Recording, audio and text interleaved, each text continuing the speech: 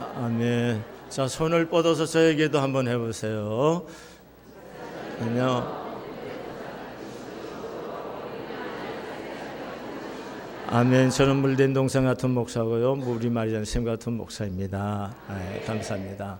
이 시간 보혜사 성령 하나님이 우리 가운데 지금 충만하게 임하여 계신 줄로 믿습니다. 1995년도 미스 아메리카로 뽑힌 헤드 화이트 스톤이라고 하는 자매의 이야기입니다. 이 헤드가 18개월이 되었을 때에 그가 청해장애, 다시 말해 기머거리라는 것을 부모가 알게 되었습니다. 듣지 못하면은 뭘 못해요? 말을 못하고, 말을 배우지 못하면은 결국은 공부도 할 수가 없는 거죠. 그래서 의사가 한 3학년 정도까지 다니면 다행이다라고 이렇게 얘기를 했습니다. 이 헤드의 어머니는 그 의사 선생님의 얘기를 듣고 낙심이 되었고 굉장히 큰 절망감이 밀려왔습니다. 듣지 못하고 말을 배우지 못하고, 말을 배우지 못하면은 말을 못할 것이고, 결국은 인생이라는 게 뭐예요? 너무도 보이잖아요. 참담하게 살 수밖에 없는 그런 딸을 생각하니까 너무 가슴이 아팠습니다. 근데 그의 어머니는 거기에 주저앉을 수가 없었어요. 그 딸의 선생이 되어서 말을 가르치기 시작했습니다. 자기 딸의 한계를 집중한, 그 딸이 가지고 있는 한계점, 그걸 집중하는 것이 아니었습니다. 그녀가 가지고 있는 가능성, 한번 해보세요. 그녀가 가지고 있는 가능성, 예, 그게 무엇인지 찾아서 그 가능성에 도전하기 시작했습니다.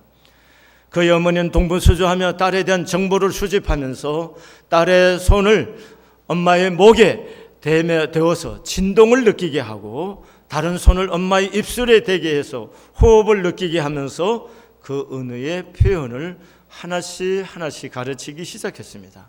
6년 만에 헤드가 자기의 성을 발음하기 시작했습니다. 이렇게 하나씩 배우기 시작합니다. 우리는 지금 쉽게 이야기할 수 있겠지만 그의 엄마는 얼마나 그 고통이 심각하겠습니까? 그렇지만 그 엄마는 낭망하지 않고 그 딸이 재능이 있다는 것을 알았습니다. 이렇게 엄마가 딸을 보니까 관찰하고 가르쳐 보다 보니까 이 아이에겐 재능이, 굉장히 좋은 재능이 있어요. 그 재능이 뭐냐? 음악하는 재능이야.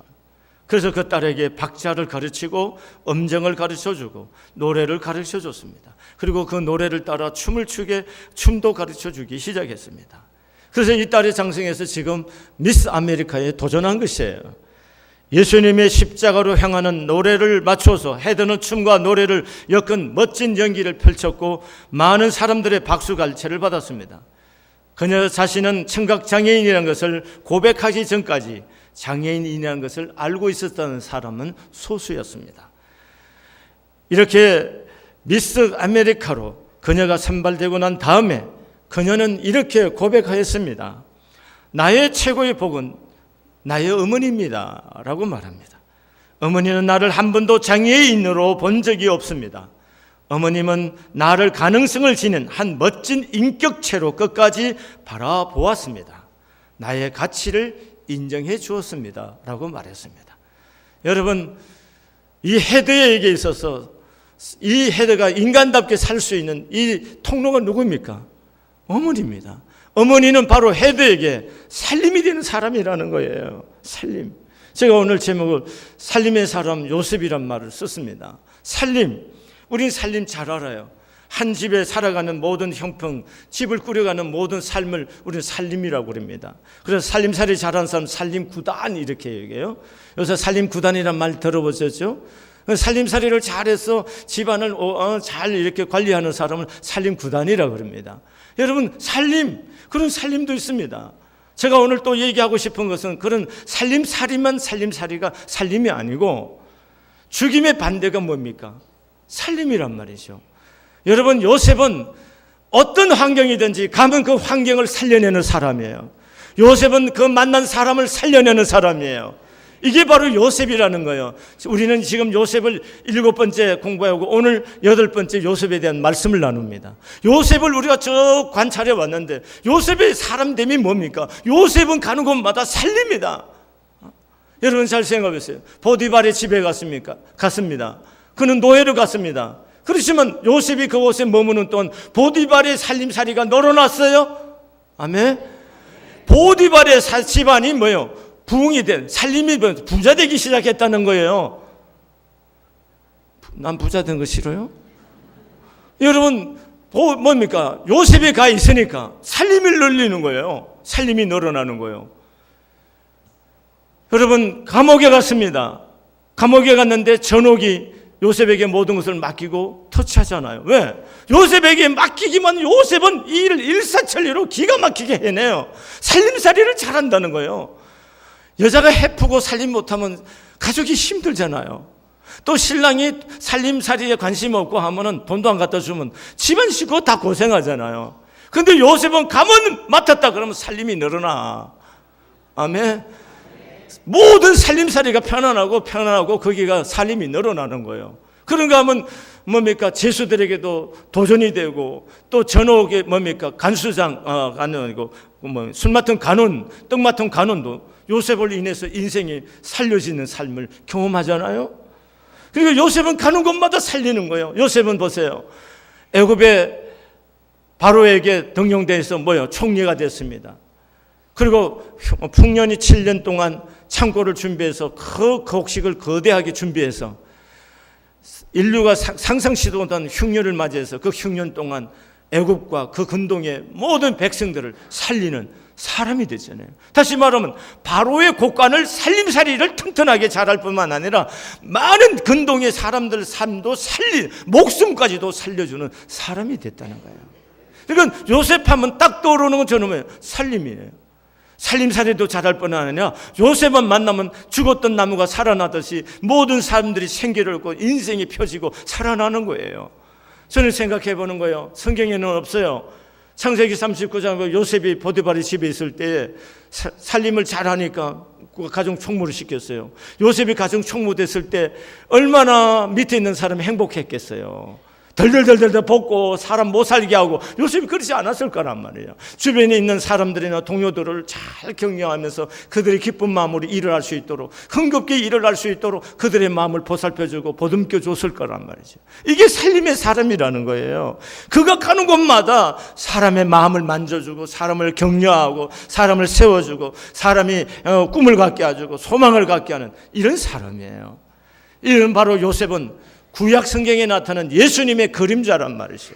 우리 주 예수 그리스도는 이 땅에 와서 우리를 위해서 뭡니까? 자기의 몸을 대속물로 주면서 모든 사람을 살려줬잖아요. 우리가 죄로 말미암아 죽을 수밖에 없는 인생들인데 우리의 죄를 담당해서 예수가 십자가에 죽고 부활하심으로 말미암아 우리에게 영원한 생명을 주셨단 말이에요. 이 근원적인 살림을 우리에게 주셨다는 거예요. 생명을 줬다는 얘기입니다. 이게 바로 예수님이시잖아요. 그러면 오늘 예수를 믿는 여러분과 저도 우리도 가는 곳마다 사람의 영혼을 살리고 삶을 살리고 살림을 늘릴 줄 아는 그런 축복의 통로가 되어야 될 줄로 믿습니다. 아멘. 그러면 요셉은 어떻게 그렇게 살림의 사람이 될 수 있었냐 하는 거예요. 이게 아무것도 아니에요. 성경에는 이렇기 때문에 이 사람이 살림의 사람이 됐다 그렇게 말을 하지 않아요. 근데 우리가 요셉을 잘 이렇게 관찰해 보면은 요셉을 알게 되는 거예요. 그럼 요셉의 마음속에는 상처가 주인이 되지 않았다는 거예요. 여러분 마음의 상처가 마음의 주인이 되면은 인생은 망하는 거예요. 여러분 반대로 얘기해 봅니다. 이스라엘의 초대 왕이 누구입니까?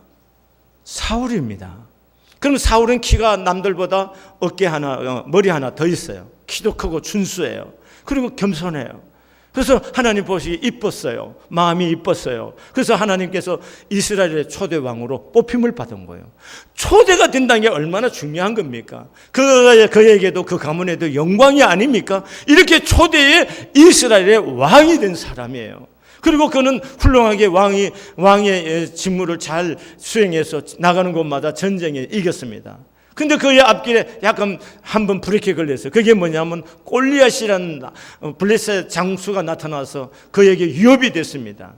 그런 위협적인 존재를 누가 해결해 주냐? 다윗이 나타나서 그 골리앗을 해결해 줍니다. 그러면 골리앗은 다윗은 사울에게 있어서 은인이잖아요. 생명의 은인이고 자기 정권의 가장 주춧돌이 될 수 있는 인물이잖아요. 그런데 전쟁에서 이기고 돌아올 때 모든 백성들이 열렬히 환영을 합니다. 근데 여자들이 나와서 춤을 추고 소고치며 춤을 추는데 노래를 부르는데 사울은 천천히요 다윗은 만만이라 그러는 거예요. 그 말을 들은 사울이 상처를 받는 거예요. 아니, 어떻게 다윗에게는 만만을 돌리고 내게는 천천을 돌릴 수가 있느냐. 이래서 사울이 상처를 받는 거예요.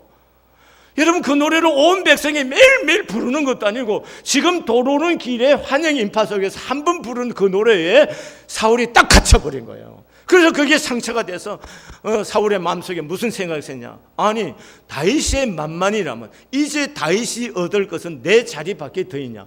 그러니까 생각이 상처를 받으니까 비약하는 거예요. 상상이 비약이 돼서 내 자리를 다윗이 노릴 것이다. 다윗은 그런 생각도 그런 의지도 없는 거지 않습니까? 다른 국민들도 백성들도 그런 생각을 갖고 있지 않아요. 근데 사울이 마음의 상처를 딱 받고 나니까 이게 뭐예요? 오해하기 시작하고 상상이 되어서 뭐예요? 내 자리를 지금 다윗이 노린다고 생각한 거예요. 그러니까 다윗에 대한 마음에 두려움이 생기는 거예요. 다윗에 대한 두려움이 생기게 되니까 무슨 마음이 돼요? 다윗에 대한 적개심이 생기고 정오심이 생기고 다윗을 죽이고자 하는 겁니다. 여러분 생각해 보세요. 사울은 원래부터 그런 사람이 아니었어요. 근데 지극히 작은 말 한마디, 사울은 천천히요 다윗은 만만이란 이 말에 상처받아서 그 상처가 가슴에 지배하기 시작했다는 거예요. 그래, 오늘 지나면 다 꽝이지. 그렇게 지나보냈더라면은 그 말이 그 마음속에 있지 않고 지나보냈으면 괜찮았을 거란 말이에요. 다윗은 그에게 충실한 충복이고 자기의 나라를 세우는 일에 아주 초석이 되어줄 사람이란 말씀이에요. 견고하게 세워줄 수 있는. 그런데 보세요, 그 말 한마디가 사울의 가슴 속에 상처를 딱 오니까 가장 친하고 사랑하는 사이요, 내 나라, 내 정권을 가장 견고하게 지켜줄 그런 신복을 죽이려고 하는 거란 말이죠. 그래서 결국은 사울의 나라가 정권이 망하는 거지 않습니까? 여러분, 사울이 왜 망하는 거예요? 바로 그 작은 말 한마디에 그 상처가 사울의 가슴 속에 주인이 되어 있을 때에 사울의 인생이 파멸을 경험하는 거랍니다. 여러분, 오늘 요셉은 그런 사람이 아니라는 겁니다. 잘 보세요. 요셉은 상처를 받지 않았습니까? 아니, 형들에게 배신을 당하고 노예로 팔림을 받는, 이거보다 더 큰 상처가 어디 있습니까? 고대 사회에서 노예로 팔려갔다, 그 인생이 끝난 건데, 그러면 요셉이 끌려가면서 얼마나 가슴에 화나는 마음이 있어요. 가슴이 아프고 가슴에 절망이 생기고 분노가 생기고 형들에 대한 적개심이 왜 없겠습니까? 여러분, 성경에 적개심이 있다고 해서만 적개심이 있는 게 아니잖아요. 요셉의 마음 속에 끌려가는 내내 그 가슴 속에 그런 아픔이 있었을 거란 말이에요. 그런데 요셉은 그 아픔, 그 상처가 그 마음에 있지 않았다는 거예요. 그래서 일을 하는데 기쁨으로 일하니까 일이 잘 되는 거잖아요. 꽃을 돌보는데 사랑하는 마음으로 물을 주고 꽃을 돌보면 꽃이 잘 되잖아요. 아멘이에요? 내가 하는 일에 사랑하는 마음, 정성을 기울이고 내가 애착심을 갖고 열심히 하니까 일이 잘 되잖아요. 그게 요셉의 마음이란 말이죠. 그러니까 요셉은 하는 일마다 사랑으로 해요. 기쁨으로 해요. 그러니까 꽃을 가고 채소를 가고 농사를 지어도 요셉이 손이 닿기만 하면 되는 거란 말씀이에요. 여러분, 왜 그래 되는 줄 아세요? 그 마음이 이쁘게 되면 되는 겁니다. 여러분, 우리가 여러 번 실험한 것을 봤는데요, 식물에다 이 꽃이, 여기에 혹시 그런 분이 있으면 여러분 보고 하나 얘기하니까 오해하지 마시길 바랍니다. 정육점을 하는 사람이 딱 보면 꽃이 바들바들 뜬다는 겁니다. 이걸 조사한 거예요. 왜요? 날마다 칼로 펑펑 찌르고 썰어내니까 이게 미리 에너지가 있잖아요. 그 사람이 갖고 있는 에너지. 꽃이 뜬다는 거예요. 이게 발발발 뜬다는 거예요, 꽃이. 이해됩니까? 그러면 사람이 갖고 있는 에너지가 있는 거란 말이죠. 그럼 요셉은 손을 대는 것마다 잘한다는 거고 잘 된다는 건 사랑의 기운이 가득하고 마음속에 평안의 기운이 가득하고 생명의 기운이 가득하니까 손을 대는 것마다 기쁨을 하고 감사를 하니까 잘 될 수밖에 없잖아요. 그냥 잘 된다고 생각하지 말란 말이죠. 하나님이 함께 계시니까 무조건 잘 돼. 이렇게 생각하면 우리가 너무 맹신하는 거란 말이죠. 하나님이 함께 계셨기 때문에 마음의 기쁨이 내오는 거예요. 감사가 있는 거예요. 그리고 기쁘고 감사하는 마음으로 일을 하니까 모든 것이 잘 될 수밖에 없잖아요. 이게 원리라고요. 응? 이게 원리예요. 그럼 요셉의 가슴속에 그게 없는 거란 말이에요. 또 보세요. 요셉 보디발의 아내에 의해서 모함을 받고 감옥에 갔어요. 그러면 얼마나 마음속에 상처되겠어요. 이제 좀 자리 잡고 살만한데, 아니 내가 언제 그 여자를 탐하려고 한 적도 없고 꿈에서도 그 여자에 대한 생각도 안 했는데 이 여자 때문에 억울하게 누명을 쓰고 지금 감옥에 갔단 말이에요. 얼마나 가슴에 한이 되겠습니까? 그 여자에 대한 분노와 적개심, 아마 입만 벌리면 욕이 줄줄줄 나올 거예요. 그런데도 요셉은 한 번도 그러지 않았다는 거예요. 여러분, 이게 얼마나 중요합니까? 상처가 요셉을 지배하지 않았다는 거예요. 그렇기 때문에 요셉이 성공하는 삶을 살고 손을 대는 것마다 잘 되고 사람 만나도 그 사람을 행복하게 하고 사람의 인생을 바꿔주는 축복의 사람이 될 수가 있었던 거예요. 왜? 상처가 그 마음에 지배하지 않았기 때문에. 이게 중요한 겁니다. 다윗도 마찬가지예요. 요셉만 그런 거 아니에요. 다윗도 상처받았잖아요. 다윗이 한 일이 뭐예요?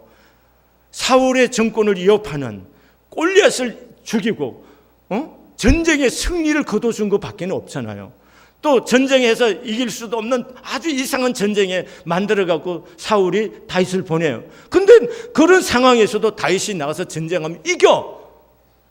그런데 사울은 그런 다윗을 향해서 창을 던지고 죽이려고 하고 자기의 아내를 뺏어버리고 그래서 쫓김을 받고 살해 위협을 느껴서 도망을 치는. 그러면 도망을 가면서 다윗의 마음속에 왜 분노가 없겠어요? 내가 언제 주군을 해치려고 했냐? 내가 언제 주군의 자리를 탐하기를 했냐? 어찌 우리 주군은 나를 이렇게 미워하고 죽이려고 할까? 이런 마음의 적개심과 분노와 억울함이 왜 안 쌓이겠습니까? 그런데 사무엘상 24장의 결정적인 순간에 보면 아주 다윗이 멋지게 인생의 문제를 풀어가는 장면이 있어요. 도망을 쳐서 산속에 숨어 있습니다. 자기 부하들과. 근데 사울이 3,000명의 사람들을, 군사들을 데리고 다윗을 찾아서 엔게디라는 골짜기로 왔습니다. 그 지금 골짜기에 그게 굴에 숨어 있는데 사울이 뒤를 보려고 굴 속에 들어온 거예요. 그럼 찬스잖아요. 그 굴 속에 누가 있냐면 다윗이 있고 다윗의 부하들이 있어요. 그래서 다윗의 부하들이 말합니다. 하나님께서 우리에게 저 사람을 붙여주셨으니 내가 가서 죽이겠다 말합니다. 그런데 다윗이 못하게 합니다. 하나님의 기름 부으심을 받은 자인데 우리가 손을 댈 수가 없다는 겁니다. 그래서 가만히 가고 뒤에 옷자락만 하나 살짝 잘라옵니다. 그 옷자락 자른 것도 마음에 부담이 돼서 마음 아파합니다. 그러고 나서 사울이 뒤를 보고 내려갔을 때 거리를 두고 다윗이 나와서 말합니다. 어찌 죽은 개 같은 나를 이렇게 당신이 찾아다니십니까? 자기를 죽은 개 같은 모습으로 자기를 비유하며 자기를 낮추고 주인을 그렇게 주군을 높입니다. 또 한 번 또 26장에 하면 또 다윗이 그렇게 갔다가 또 사울이 다윗을 죽이려고 하는데 이제 밤중이 됐을 때 사울이 이제 취침하는데 사울의 진에 들어가고 사울의 가서 죽일 수 있는데 하나의 물건만 정평만 갖고 나옵니다. 이렇게 두 분이나 완벽하게 죽일 수 있는데도 불구하고 안 합니다. 왜 안 하는 거예요? 사울에 대한 상처가 가슴에 있는 것이 아니기 때문에 그런 거예요. 우리 인생이요, 사람이 보이는 것만 갖고 인생이 다 되는 게 아니에요. 잘 보시기를 바랍니다. 여러분, 요셉이 보이는 거 아니잖아요. 상처가 마음속에 있는 건데 그 마음이 우리가 볼 수 있는 게 아니잖아요. 근데 요셉이 살아가는 모습을 보면은 상처가 가슴 속에 있어서 한을 품고 있는 사람이 아니라는 거예요. 한을 품으면 원망이 나오고 불평이 나오고 증오가 나오는 거예요. 근데 저 요셉은 그런 감정을 한 번도 드러내지 않잖아요. 형님들을 처음 보는 순간부터 알아보고 정을 억제하지 못하는 거예요. 형을 처음 보는 순간 마음속에 상처가 지배하고 있었던 분노가 끌어오는 거죠. 그동안 형을 안 봐서 잠잠했던 마음에 깔아앉았던 분노가 형들을 보는 순간에 속에서 폭발해서 분이 솟구쳐야 되는데 그 형들을 알아보고도 정을 억제치 못해서 혼자서 울고 돌아오잖아요. 뭔 얘기하는 거예요? 마음에 상처가 없기 때문에 그렇다는 거예요.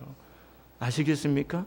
우리가 인생을 행복하게 사는 것도, 내가 잘 되는 것도, 남을 잘 되게 하는 것도 여러분 보이지 않는 이런 거예요. 내 마음에 우리가 인생을 살아가면서 수도 없는 상처를 주고받고 사는데, 그 상처가 내 가슴속에 쌓이지 않게 하고 그 상처가 내 인생의 주인이 되지 않게 할 때 인생을 잘 되는 삶을 살고 살림을 늘리고 나도 살고 남도 살게 하는 그런 축복의 사람이 될 수가 있다는 겁니다. 교회 여러분, 여기 계신 여러분과 제가 인생을 살며 왜 상처가 없겠습니까? 상처는 먼데 사람이 주는 게 아니지 않습니까? 부부 사이에 상처를 주고, 부모와 자식 사이에 상처를 주고, 가장 사랑했던 사람들을 통해서 다 상처받고 사는 거예요. 상처가 없을 수가 없어요. 문제는 그 상처를 내가 어떻게 다루느냐는 거예요. 오늘 요셉은 그 상처를 받아들인 것이 아니고 상처가 내 안에 주인이 되도록 용납하지 않았다는 겁니다. 그러면 어떻게 상처가 주인이 되지 못하게 하느냐는 거예요. 그 비결이 뭐냐? 요셉에게는 아주 단순합니다. 성경이 이렇게 표현하는 거예요. 하나님이 요셉과 함께 하시니라. 여러분, 내 안에 상처가 주인 되지 못하게 하는 비결이 뭐냐? 하나님이 나와 함께 하는 거라는 겁니다. 이게 비결입니다. 이게 비결이에요. 사무엘상 18장 14절의 말씀에 보면은 다윗이 여호와 하나님이 함께해서 다윗이 지혜롭게 행했다는 말이 나옵니다. 그게 아주 참 중요한 말인데, 다윗이 모든 일에 지혜롭습니다. 일을 맡기놓게 하면 지혜롭게 해요. 그래서 그런 다윗을 볼 때 사울이 점점 두려워서 겁을 먹어요. 왜 그래요? 안 될 것 같은 일을 시켜놔도 다윗이 지혜롭게 일을 잘 처리해서 일이 되게 만들어 놓거든요. 그 비결이 뭐냐? 하나님이 다윗과 함께 했다는 거예요. 그러면 사울은 왜 상처받았을까요? 사울은, 성경은 이렇게 말해요. 사무엘상 18장에 이렇게 말합니다. 하나님이 사울을 버렸다 그랬어요. 떠났다는 얘기예요. 여러분, 성경에는 하나님의 영이 사울을 떠나고 하나님이 사울을 버렸다, 이런 용어를 쓰고 있어요. 그러면 하나님이 버린 게 아니고 사실은 하나님이 함께 할 수 없도록 사울이 삶을 살았다는 거예요. 무슨 삶을 살았냐? 하나님은 아말렉과 전쟁을 할 때 거기에 있는 모든 것을 죽이라고 그랬습니다. 근데 사울이 욕심이 생겨서 하나님의 말씀을 거역하고 살찌고 좋은 것을 남겨놓았습니다. 이게 첫 번째 또 하나 잘못이고, 두 번째는요, 전쟁을 하는데 제사장인 사무엘이 와서 제사를 집례를 했는데, 사무엘이 드디어 오니까 백성들이 좀 도망가고 군사들이 슬슬 도망가고 하니까 불안했어요. 그래서 제사장만이 집례할 수 있는 이 제사를 사울이 상황을 보고 두려워서 자기가 집례해서 제사를 지내버립니다. 이 두 가지 큰 죄 때문에 하나님이 그와 함께 하실 수가 없었던 거예요. 이해되시나요? 이거 중요한 겁니다. 여러분, 하나님이 버린 것이 아니고 사울이 하나님과 함께 할 수 없도록 죄를 지었다는 거예요. 그래서 뭐예요? 하나님이 떠나니까, 하나님이 떠나고 하나님과 함께 하지 않으니까 사울의 마음속에 뭐가 지배하는 거야? 상처가 지배하는 거란 말이에요. 여러분, 상처가 없어서가 아니고 있어서가 아니에요. 문제는 내가 하나님과 함께 하면 상처가 지배할 수 없는 거예요. 자, 여러분 잘 보세요. 여러분, 전기를 끄면 밤중에 깜깜해요. 어둠만 물러가라고 소리친다고 어둠이 물러가는 게 아니잖아요. 뭐 하면 돼요? 스위치를 눌러서 불을 밝히면 어둠은 떠나가는 거예요. 상처가 내 안에 주인 되게 하지 않는 비결이 뭐냐? 상처를 안 받으려고 몸부림칠 것도 없고, 상처와 여러분이 애쓸 게 없어요. 예수 그리스도가 내 인생의 주인이 되고, 그분이 빛 대신 예수가 내 안에 들어와서 나의 주인으로 다스리도록 내 모든 영역을 주께 내어드리면 상처는 떠나는 거예요. 이게 중요한 삶의 비밀이라는 거예요. 근데 우리가 예수를 믿으면서 사는 데 있어서 이런 삶의 기술을 우리가 터득하지 않는다는 거예요. 불교에서는 마음 공부라고 그러고, 여름만 되면 사람들이 가야산을 가고 어디 산에 가고 절에 들어가서 훈련지 일주일 보름씩 훈련을 받아요. 그래서 마음 공부, 마음 다스린다고 그래요. 근데 예수 믿는 우리는 뭐 하는 거예요? 우리는 예수를 믿고 구원받았지만 이 땅에 지금 살고 있는 삶에 대한 기술이 떨어진다는 거예요. 다시 말하면 우리는 이런 상처 하나도 마음속에서 관리를 못하고 산다는 거예요. 그래서 그 상처 때문에 예수는 믿고 있지만 상처 때문에 신음하고 있고 삶이 아프고 공부하고 어느 날에 보면은 그 상처가 나를 지배해서 그냥 폭발적으로 분노와 정의심과 적개심이 우리의 어쩌지 못하게 나를 폭발을 만들어내는 하라산처럼 그렇게 만들어낸단 말이죠. 왜 그러냐 말이죠. 이런 마음의 공부가 우리에게 필요하다는 거죠. 그런 사랑하는 교회 여러분, 우리가 예수를 믿고 잘되는 삶을 살고 싶잖아요. 행복한 삶을 살고 싶고 살림 구단처럼 내가 만지고 행하는 일마다 뭔가 되고 나를 만나는 사람마다 생명을 얻고 행복하고 꿈을 갖게 하고 소망을 갖고 삶을 아름답게 살도록 만들어줄 수 있는 그런 사람이 되려고 하면 어떻게 해야 되냐고요. 바로 이 하나님이 내 인생의 주인이어야 된다는 거예요. 하나님이 내 인생의 전부입니다. 한번 해봐요. 하나님이 내 인생의 전부입니다. 자 보세요. 우리가 피자를 사면은 이렇게 롤러칼로 몇 등분 해줘요? 8쪽을 보통 내줘요. 그렇죠? 6쪽도 떼고 8쪽도 해줘요. 그러면 우리가 각자 그 피 하나씩 한 조각씩 먹잖아요. 그럼 우리가 신앙이라는 것이 내가 살아가는데 취미생활, 뭐 직장생활 이런 것 중에 그 하나의 조각 같은 것이 신앙이 기독교 신앙이 아니라는 거예요. 아마 여기 와 계신 분 신앙을 그 정도로 생각하신 분들이 계실 겁니다. 여러분 그만큼이라도 갖고 있는 건 참 귀하고 복됩니다. 그러나 기독교 신앙, 우리가 하나님을 믿는다는 그 믿음의 세계라는 것은 그런 8조각, 6조각 중에 하나의 조각이 아니고 우리 하나님은 내 인생의 전부라고요. 전체의 바탕이라고요. 이렇게 될 때 인생이 그분으로 통해서 8조각, 10조각, 12조각, 20조각, 24조각도 다 하나님의 은혜 안에서 인생이 되는 거란 말씀입니다. 한 조각이 아니라는 거예요. 그래서 하나님은 우리의 모든 것이고 전부입니다. 여기 우리가 걸 때 이렇게 인생을 살 때 내 인생이 하나님의 은혜 안에서 생명을 줄 수 있는 축복의 사람이 되고 내 삶도 살림도 늘어나고 다른 사람에게도 복을 줄 수 있는 축복의 통로가 되고 나를 통해서 하나님이 놀라운 생명의 역사를 일으킬 수가 있는 거예요. 우리 인생이요 금방 가잖아요. 하면 10년이 후딱 가버리고 이러지 않습니까? 그러면 여러분과 저도 좀 생각해 보시자고요. 우리가 남은 인생이 얼마인지 좀 생각해 보면서 내 남은 생애를 통해서 내가 살림의 사람이 되어서 내가 가서 뭔가 일을 맡아서 하면 그게 사무실이든 그게 연구소든 그게 직장이든 이게 교회이든 내가 맡아서 하기만 하면 뭐가 되면은 얼마나 좋겠습니까? 난 여러분과 제가 그런 사람이 되기를 바라요.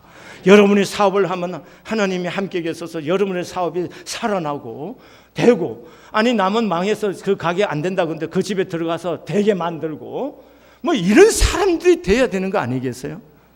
이게 예수 믿는 사람이잖아요.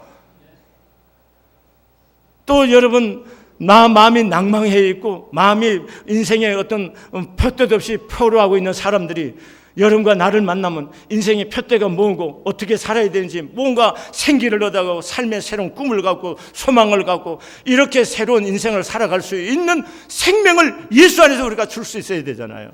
그것뿐입니까? 사람이 이 땅에서 아무리 잘 살면 얼마나 살겠습니까? 그렇잖아요.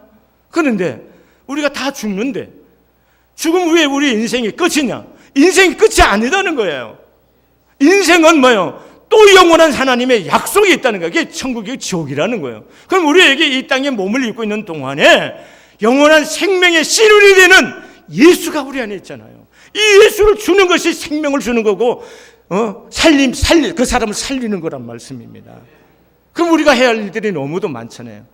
우리가 예수로 충만해 있고 예수로 우리 인생의 전부를 했을 때 우리가 예수 한 분만 제대로 주기만 해도 사람을 살리는 거고 예수 한 분만 제대로 우리가 잘 믿어도 내 삶이 살아나는 거고 내 인생이 되는 거란 말씀이에요. 여러분 우리 주 예수 그리스도는 우리 인생의 8조각 6조각 중에 하나가 아니고 전부이십니다. 이 하나님을 사랑할 수 있기를 바랍니다. 이분이 우리 안에 올 때만이 내 안의 상처가 떠나가는 겁니다. 그래서 오늘 요셉이 말하는 거예요.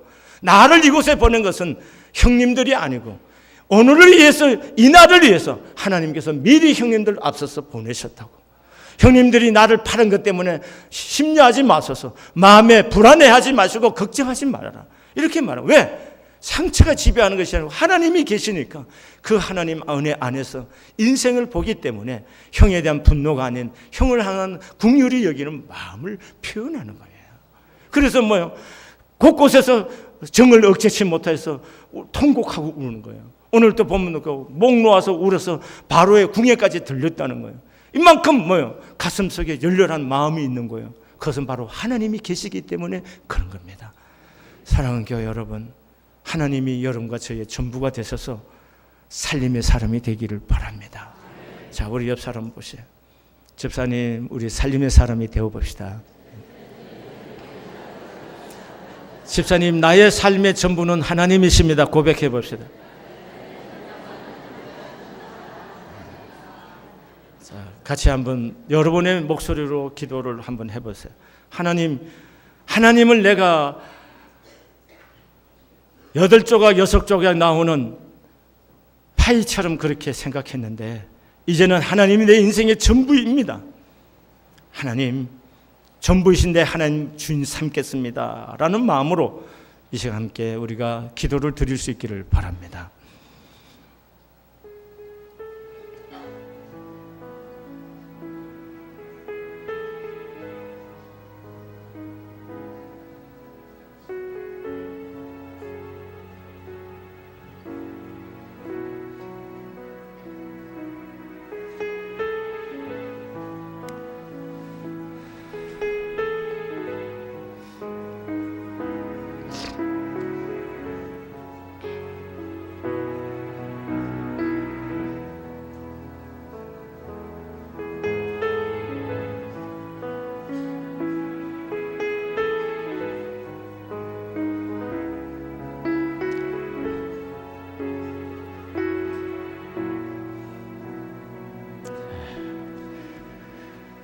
우리 찬송가